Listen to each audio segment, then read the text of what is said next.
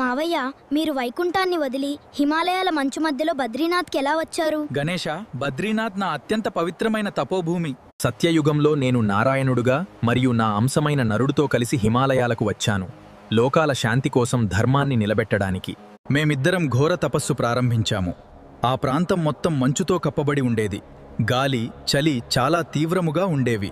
మావయ్య, అంత చలిలో మీరెలా తపస్సు చేశారు? ఆ సమయంలో మహాలక్ష్మీదేవి నా కోసం బద్రీ చెట్టుగా మారి నాకు నీడగా నిలిచింది. మంచు, గాలి నన్ను తాకకుండా ఆమె నన్ను కాపాడింది. గణేష, బద్రీ అంటే ఒక పవిత్రమైన అడవి పండు చెట్టు. నాదంటే స్వామి. అందుకే బద్రీ చెట్ల మధ్య తపస్సు చేసిన స్వామి. ఈ స్థలం బద్రీనాథ్గా ప్రసిద్ధి చెందింది. కాలక్రమంలో నా విగ్రహం అలకానంద నదిలో దాగిపోయింది. చాలా ఆసక్తికరంగా ఉంది ప్రభు. చాలా సంవత్సరాల తర్వాత ఆది శంకరాచార్య కలియుగారంభంలో ఆ విగ్రహాన్ని అలకనంద నదిలో వెలికితీసి మళ్లీ బద్రీనాథ్లో ప్రతిష్ఠించారు.